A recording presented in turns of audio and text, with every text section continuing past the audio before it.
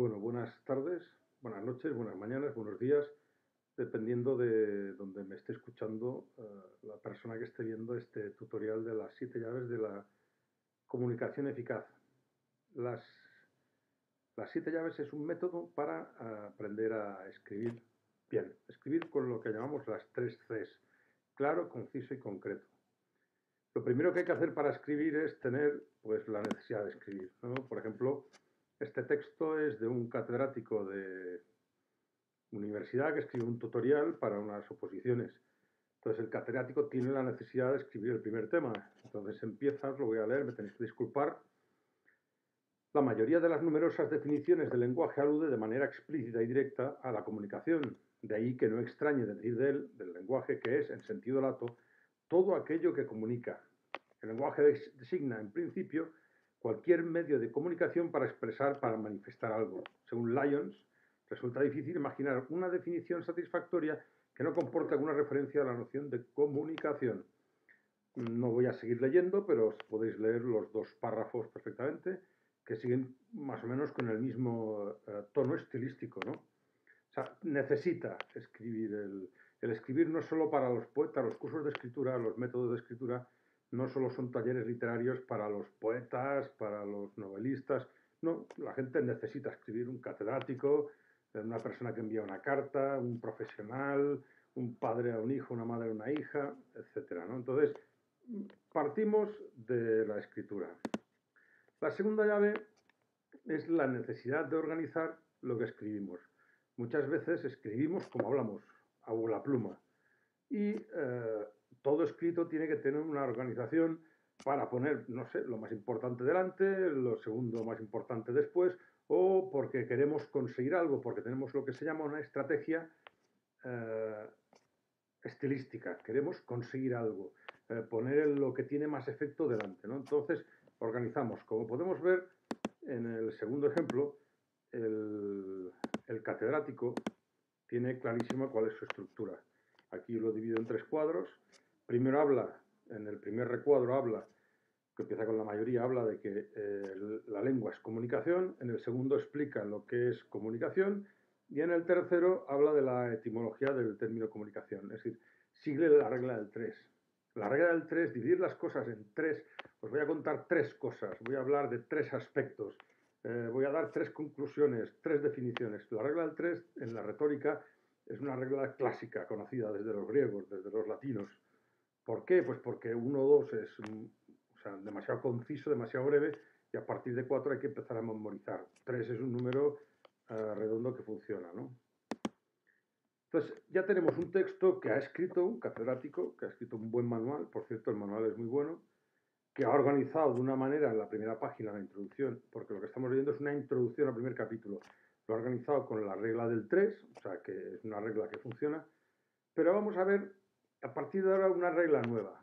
El sistema de las 7 llaves lo que intenta es enseñar un método para reescribir los textos con unas ciertas reglas para mejorar su claridad, su concisión. Vamos a ver, por ejemplo, qué ocurriría si esas frases complejas del catedrático lo ponemos en sujeto, verbo y predicado.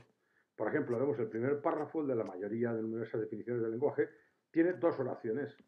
Una oración que va hasta aquí, que es larga, y una segunda oración. Nosotros lo hemos dividido en 4 oraciones, desde el segundo párrafo. La mayoría de definiciones del lenguaje aluden implícita y directamente a la comunicación. Segunda frase, podemos decir que el lenguaje es, en sentido lato, todo aquello que comunica. Tercera parte, el lenguaje designa, en principio, cualquier medio para expresar o manifestar algo. 4, lo que dice Lyons. Es decir, hemos clarificado el texto porque hemos hecho la estructura clásica del sujeto, verbo y predicado, que es la mejor manera de decir las cosas de forma clara, concisa y concreta. Entonces, hemos puesto toda la información del primer párrafo del catedrático en una manera mucho más simple, ¿no? El cuarto paso son las perífrasis verbales y las formas compuestas. En castellano tenemos, en el lenguaje hablado, utilizamos mucha más perífrasis, que perífrasis son formas verbales utilizadas con dos palabras, dos verbos, ¿no? O formas compuestas, la vía o el participio. Tenemos tendencia a utilizar las formas más complejas. ¿Cuándo? para tener textos concisos, concretos y claros, lo mejor son las formas sencillas. Vayamos a ver, por ejemplo, o sea, cómo podríamos reescribir el texto del catedrático. Por ejemplo, el catedrático dice: la mayoría de definiciones del lenguaje aluden implícitamente y directamente a la comunicación. Punto. Podemos decir que el lenguaje, ese podemos decir, que es una perífrasis de infinitivo, la podemos suprimir. Si mirar el segundo párrafo, la mayoría de definiciones del lenguaje aluden implícita y directamente a la comunicación. El lenguaje es el sentido lato, es decir, si podíamos decir, es lo mismo, ¿no? Luego, veis también, Lyons dice que una definición satisfactoria del lenguaje tiene que comportar alguna referencia a la noción de comunicación. O sea, ¿por qué tenemos que poner tiene que comportar otra perífrasis de infinitivo? Lyons dice que una definición satisfactoria del lenguaje comporta alguna referencia a la noción de comunicación. Creo que el sentido no cambia, en cambio gana mucho en claridad y concisión. Entonces, hemos visto que del texto azul, donde están las formas verbales, también luego en el segundo párrafo, tiene poco que ver, no es. Tiene que cerciorarse, se cerciora, podría describirse, descrito. Sabemos que simplificamos, es decir, al escribir es mejor las formas simples, o sea, yo canto, a las formas compuestas, yo he cantado, yo había cantado. Las formas personales, nosotros cantamos, a las impersonales, se canta. Las activas, yo canto, a las pasivas, es cantado, etc. O sea, simplificar las formas verbales con lo que clarificamos el contenido. Estamos ya en el quinto párrafo. Entonces, el quinto, sexto, séptimo un poco se unen, pero el quinto es lo que yo le llamo la navaja de Ockham. Ockham era un filósofo del Renacimiento que decía que la tesis más sencilla, o sea, la hipótesis más sencilla era probablemente la más cierta. Es decir, no podemos pasar a la sobreabundancia de palabras, no tenemos tendencia a escribir demasiado largo. Por ejemplo, veis que, repitiendo el primer párrafo, en el primero me ocupa 1, 2, 3, 4, 5 líneas y en el segundo me ocupa 1, 2, 3, 4 líneas. Le quita una línea. El segundo párrafo ocupa 1, 2, 3, 4, 5, 6, 7, 8, 9, 10 líneas y el segundo párrafo nuevo 1, 2, 3, 4, 5, 6, 7, 8, 9 líneas.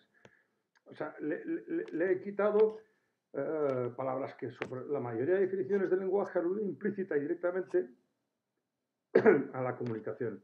Implícita y directamente son dos ideas muy afines.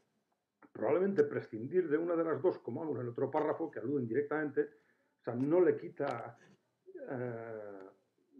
precisión al texto, pero sí que facilita muchísimo más la lectura.